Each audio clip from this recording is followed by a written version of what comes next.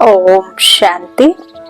20 अप्रैल 2024 के ईश्वरीय महावाक्य है।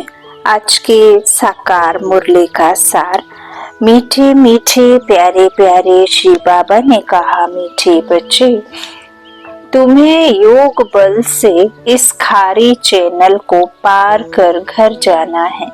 इसलिए जहाँ जाना है उसे याद करो। इससे खुशी में रहो कि हम अभी फकीर से अमीर बनते हैं। प्रश्न, दैवी गुणों की सब्जेक्ट पर जिन बच्चों का ध्यान है उनकी निशानी क्या होगी? उत्तर में बाबा ने कहा, उनकी बुद्धि में रहता, जैसा कर्म हम करेंगे हमको देख दूसरे करेंगे, कभी किसी को तंग नहीं करेंगे।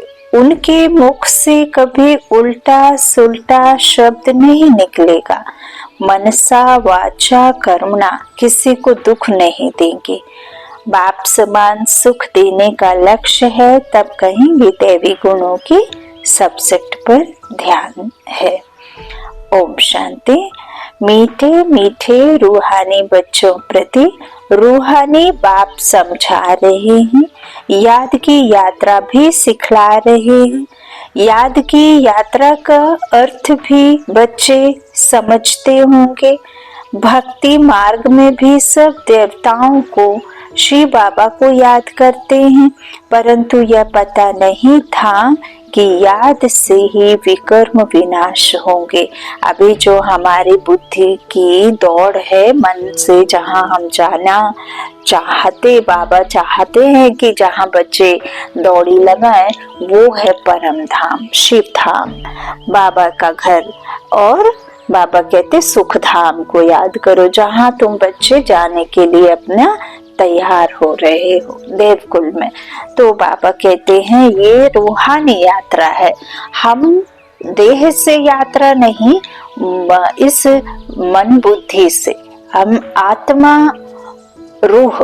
रूहानी घर में जाने की यात्रा पर रहती है।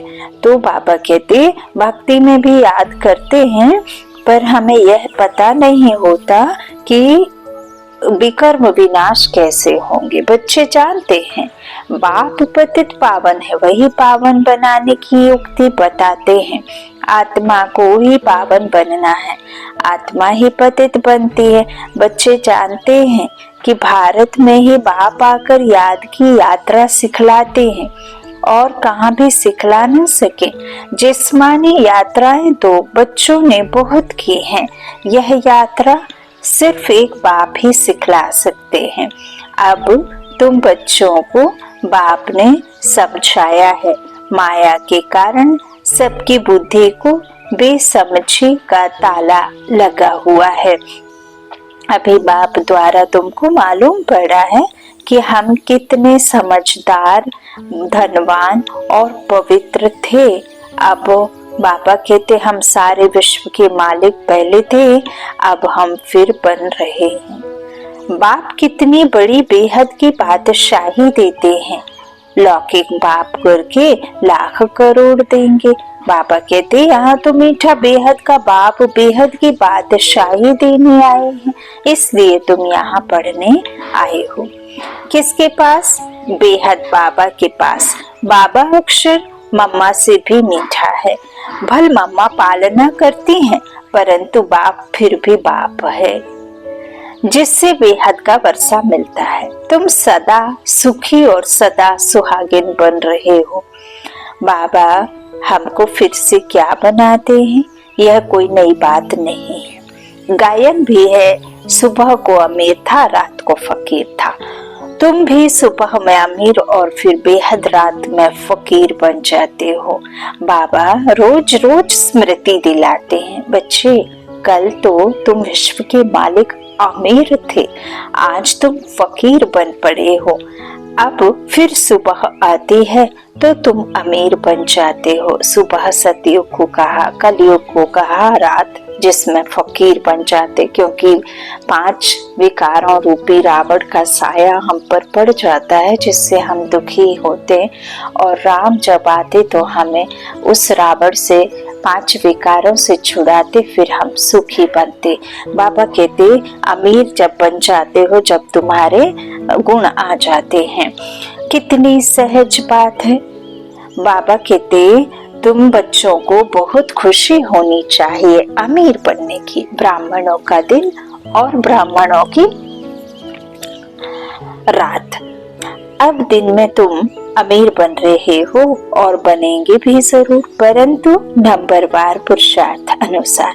बाप कहते हैं यह वह खारी चैनल है जिसे तुम ही पार करते हो योग बल से।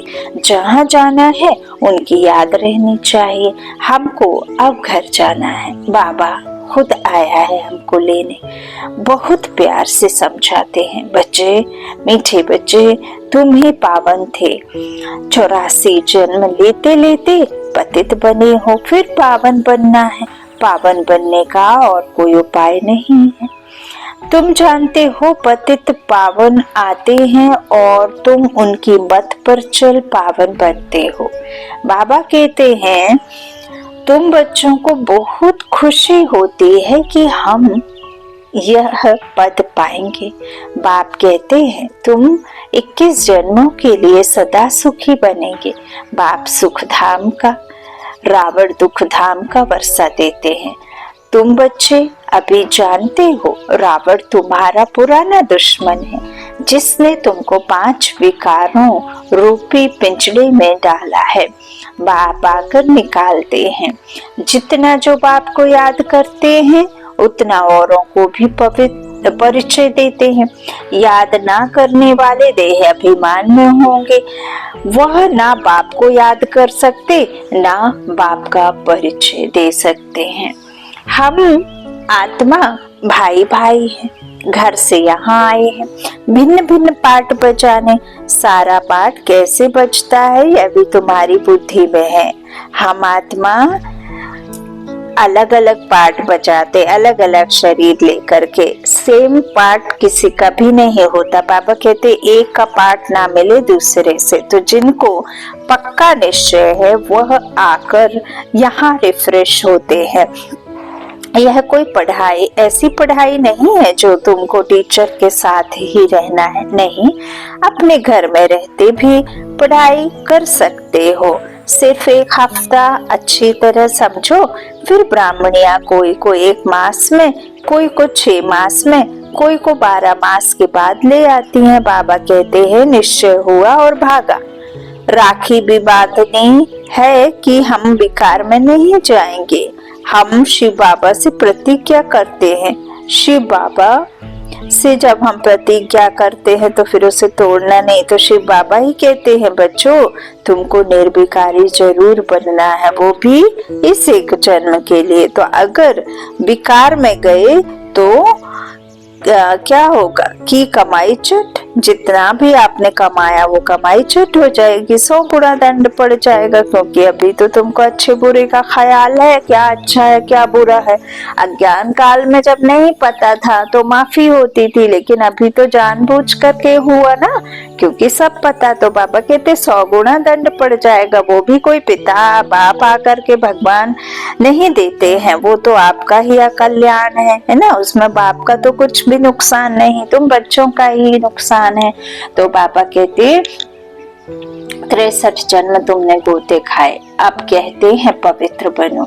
मेरे को याद करो तो तुम्हारे पाप भस्म हो जाएंगे। आत्मा भाई भाई है, किसके नाम रूप में फंसना नहीं है।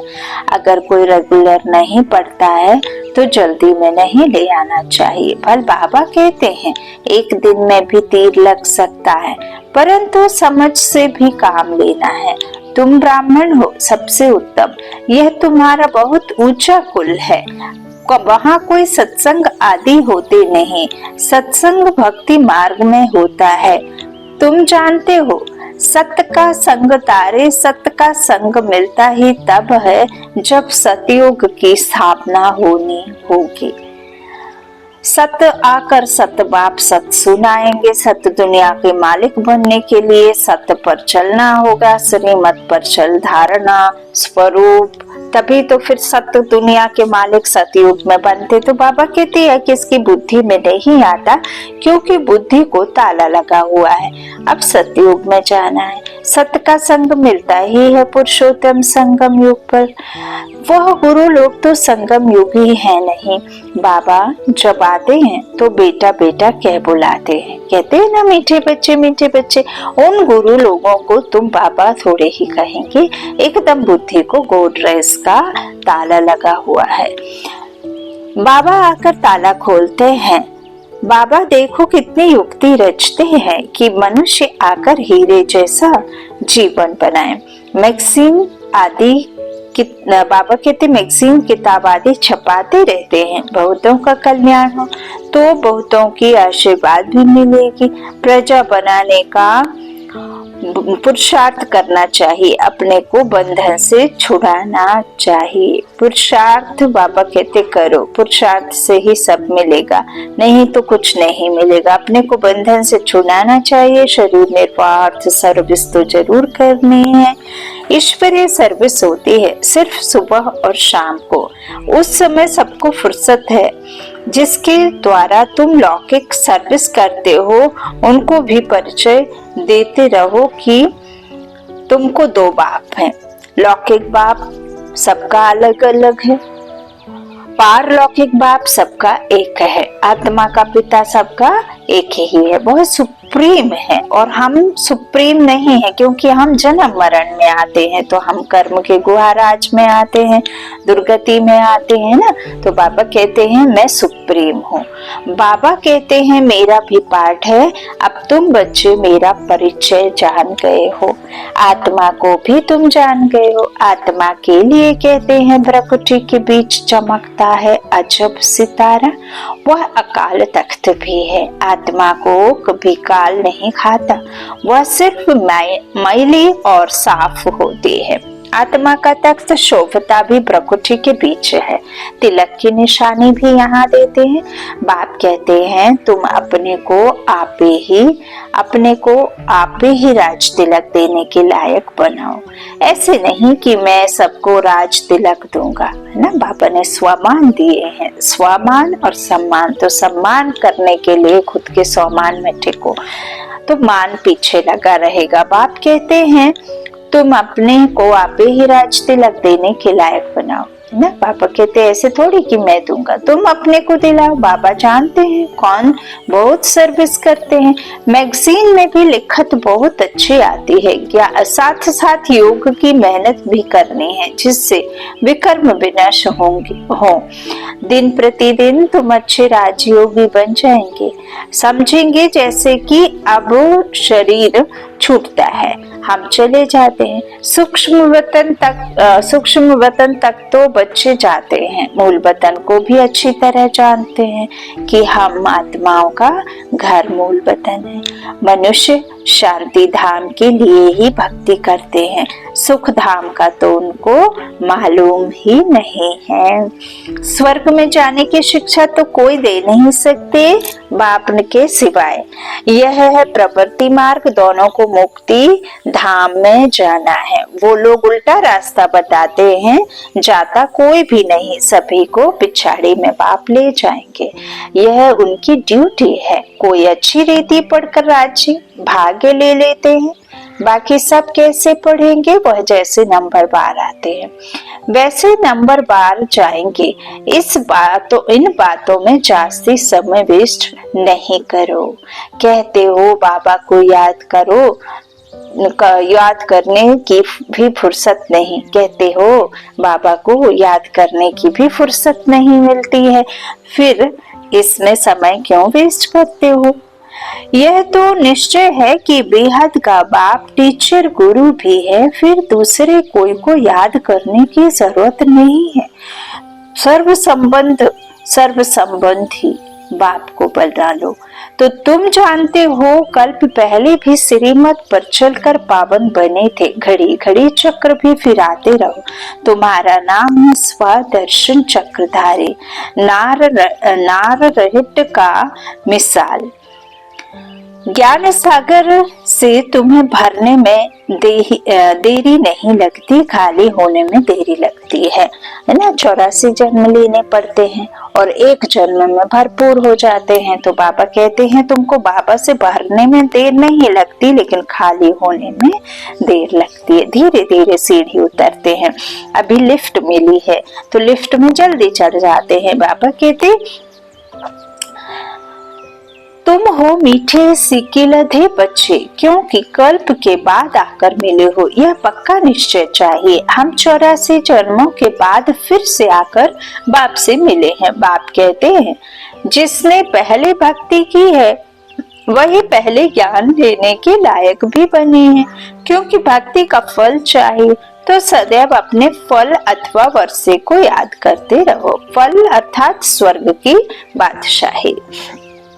फल अक्षर भक्ति मार्ग का है, वर्षा ठीक है। बेहद बाप को याद करने से वर्षा मिलता है और कोई उपाय नहीं। भारत का प्राचीन योग मशहूर है, वह समझते हैं हम भारत का प्राचीन योग सीखते हैं।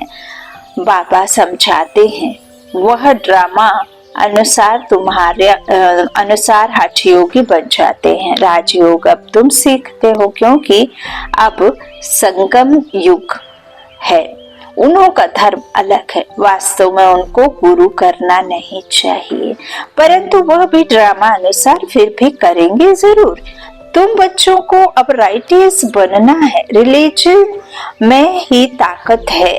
तुमको जो मैं देवी देवता बनाता हूँ वह धर्म बहुत सुख देने वाला है। मेरी ताकत भी उनको मिलती है जो मेरे से योग लगाते हैं। बाबा कहते हैं योग नहीं लगाते हो तो विकर्म भी विनाश नहीं होते हैं, संस्कार भी नहीं भरेंगे, आत्मा में अशुद्धता रहेगी, शुद्ध नहीं होगी। तो बाबा कहते जो योग लगाते हैं ना उनको ही ऊर्जा मिलती है, शक्ति मिलती है। तो बाप जो खुद धर्म स्थापन करते हैं उनमें बहुत ताकत है ना। देवी देवता धर्म में सबसे ज्यादा ताकत है। आत्मा भरपूर रहती है, आत्मा 16 कला संपूर्ण रहती है, पवित्र रहती है, प्योर रहती है, फुल एनर्जेटिक रहती है। तो बाबा कहते हैं तुम सारे विश्व के मालिक बन जाते हो। बाप इस धर्म की महिमा करते हैं कि इसमें बहुत माइट है। ऑल माइट ही बाबा से माइट बहुतों को मिलती है। वास्तव में माइट सबको मिलती है, परंतु नंबरवार। तुमको जितनी माइट चाहिए उतनी बाबा से लो। फिर दैवी गुण की सब्जेक्ट भी चाहिए। किसको तंग नहीं करना। बाबा कहते दुख नहीं देना। वह कभी किसको उल्टा से उल्टा शब्द नहीं कहते। जानते हैं जैसा कर्म मैं करूंगा मुझे देख और भी करेंगे। ब्रह्मा बाप का नारा ही था मैं जैसा करूंगा वैसा मुझे देख और भी करेंगे। आसुरी गुणों से दैवी गुणों में आना है ना। सद्गुण अवगुण में ही कोई हीरा है कोई पत्थर है। तो सद्गुण वाले हीरा है और अवगुण वाले पत्थर हैं। देखना है हम किसको दुख तो नहीं देते हैं। ऐसा कोई नहीं है जो किसको दुख नहीं देता हो। कुछ ना कुछ भूलें होती जरूर हैं, वो अवस्था तो अंत में ही आएंगी। जो मनसा वाचा कर्मणा बाबा कहते किसको दुख ना देवे। इस समय हम पुरुषार्थी अवस्था में हैं। हर बात नंबरवार पुरुषार्थ अनुसार होती है। सभी पुरुषार्थ सुख के लिए ही करते हैं। भगवान को याद करना अर्थात किसी न किसी बिगड़ी बात को सुधारना, किसी न किसी दुख को सुख में बदले करना, किसी न किसी बात को मुश्किल को आसान करना। तभी तो याद करते हैं ना। बिगड़ी बनाने के लिए यदि याद करते रहे तो बिगड़ी ही ना, है ना, बिगड़े ना। तो बाबा कहते सभी बाबा को किसके लिए याद करते हैं। दुख के लिए, दुख में याद करते हैं ना, सुख के लिए। तो सुख के लिए ही याद करेंगे, परंतु बाप बिगर कोई सुख दे ना सके। देखा जाता है सोमनाथ के मंदिर में कितने हीरे जवाहर थे, वह सब कहाँ से आए, कैसे साहूकार बने। सारा दिन इस पढ़ाई के चिंतन में रहना चाहिए। गृहस्थ व्यवहार में रहे, कमल पुष्प समान पवित्र बनना है। तुमने यह पुरुषार्थ किया है तब तो माला बनी है, कल्प कल्प बनती रहती है। माला किसका यादगार है यह भी तुम जानते हो। यह तो माला का सिमरन कर बहुत मस्त हो जाते हैं। भक्ति में क्या होता है और ज्ञान में क्या होता है यह भी तुम ही जानते हो। बाबा कहते हैं तुम किसको भी समझा सकते हो। पुरुषार्थ करते करते आखिरी पिछाड़ी की रिजल्ट कल्प पहले मुआफिक निकल आएगी। चारों तरफ ऐसा माहौल कि मैं लाइट, सामने लाइट, जहां देखो वहां लाइट ही लाइट, अर्थात आत्मा, हल्का लाइट, उड़ने वाला फरिश्ता, फरिश्ते ही फरिश्ते। तो बाबा कहते हैं वो भी आखिर में निकल आएगी। तो हर एक अपनी जांच करते हैं। तुम समझते हो हमको यह बनना पुरुषार्थ की मार्जिन मिली है। नंबरवार पुरुषार्थ अनुसार बाप भी तुम्हारा स्वागत करते हैं। तुम बच्चे जो स्वागत करते हो उनसे जास्ती बाप तुम्हारा स्वागत करता है। कभी इस अहम में नहीं रहना कि तुम बाबा का स्वागत करते हो, बच्चों का स्वागत बाप करता है। तो बाप का धंधा ही है तुम्हारा स्वागत करना। पूरी दुनिया का समाज सुधारक सिवाय परमात्मा के कोई हो ना सके। सोशल वर्कर, रूहानी सोशल वर्कर।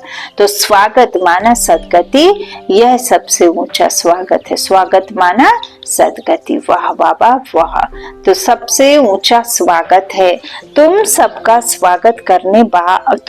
स्वागत करने बाप आते हैं। अच्छा, मीठे मीठे सीखी लधे बच्चों प्रति माता पिता बाप दादा का याद प्यार और गुड मॉर्निंग। रूहानी बाप के रूहानी बच्चों को नमस्ते।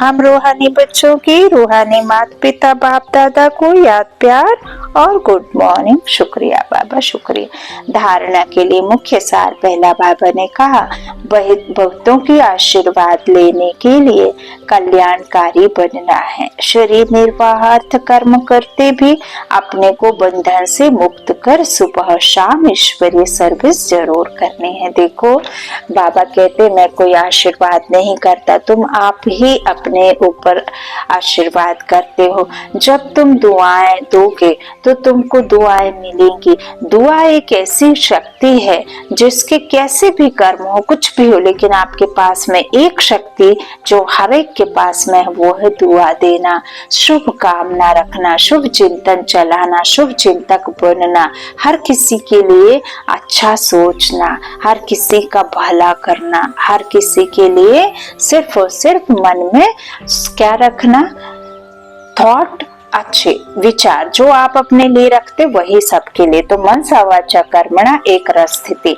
तो बाबा कहते हैं सुबह शाम ईश्वरीय सर्विस जरूर करनी है।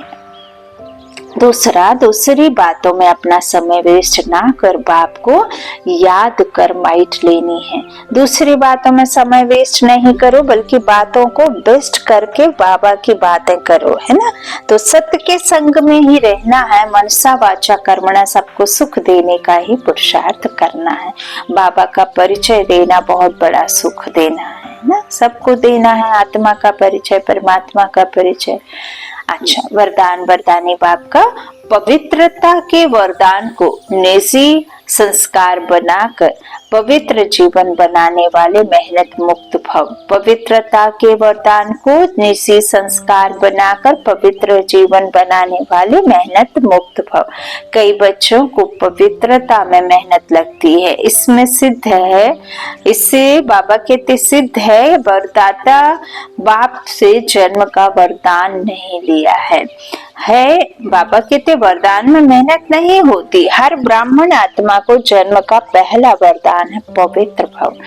ब्राह्मण का मतलब है ही पवित्रता आत्मा की। तो योगी भव, जैसे जन्म के संस्कार बहुत पक्के होते हैं तो पवित्रता ब्राह्मण जन्म का आदि संस्कार है, निजी संस्कार है। इसी स्मृति से पवित्र जीवन बनाओ, मेहनत से मुक्त बनो। स्लोगन ट्रस्टी वह है जिसमें सेवा की शुद्ध भावना है। ट्रस्टी वह है जिसमें सेवा की शुद्ध भावना हो। अच्छा, ओम शांति।